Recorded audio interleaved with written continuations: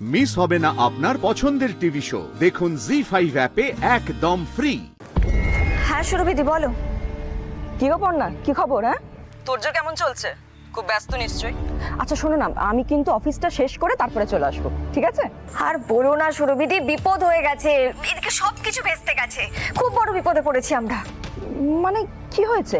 আর বলো না, কাল রাত্রিবেলা বাড়িতে চোর ঢুকে সমস্ত এক্সিবিশনের শাড়িগুলোকে চুরি করে নিয়ে গেছে।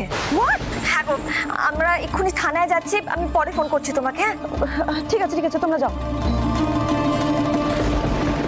চলো সৃজন, আসছি। চলো, আর টাইম নেই আমাদের।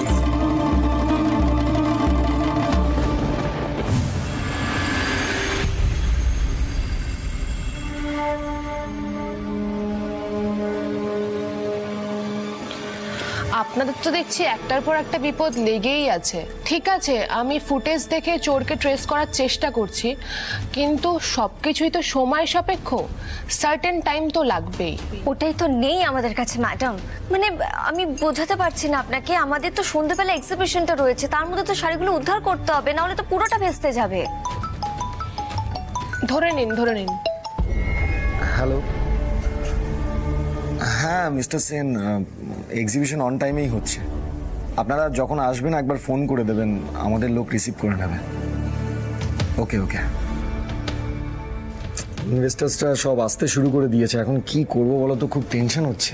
একেই বলে মরার ওপরে খাড়ার ঘা। একেই তো ওই লাইভ নিউজকে টাকাটা ফেরত দেওয়ার তারা রয়েছে, তার উপরে এসব, আমার না মাথা জাস্ট কাজ করছে না। প্লিজ আপনি মাথাটা ঠান্ডা করুন, না হলে কিন্তু কোনো সলিউশন হবে না। আর আপনারা আমাকে ফুটেজটা মেল করে দিন, দেখছি আমি কি করতে পারি।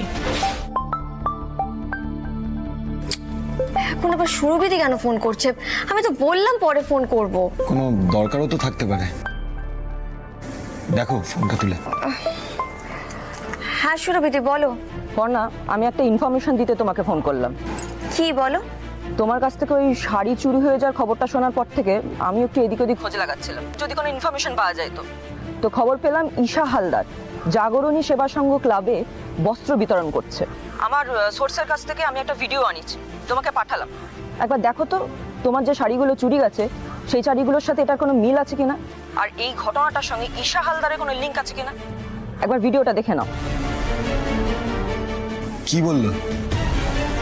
সুরভিদি বললো কি যেন একটা ভিডিও পাঠাচ্ছে, পাঠাক তারপরে বাদবাকি কথা বলছি। এই পাঠিয়েছে বোধহয়। প্রাক পুজো বস্ত্র বিতরণী অনুষ্ঠানে আপনাদের সকলকে স্বাগত। এই বিশাল বস্ত্র বিতরণী অনুষ্ঠানের আয়োজন করেছেন আমাদের জননেত্রী ঈশা হালদার। পুজোর আগে গরিব মা বোনেদের হাতে এই সকল দামি দামি শাড়ি উপহার হিসেবে তুলে দেবেন আমাদের ঈশা হালদার। এই দেখো সৃজন, এই দেখো আমাদের শাড়িগুলো, দেখেছো? আসুন সবাই এক এক করে এগিয়ে আসুন।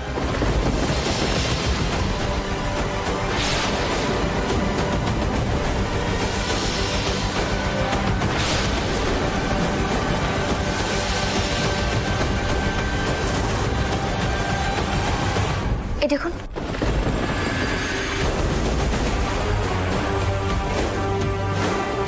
মাই গড,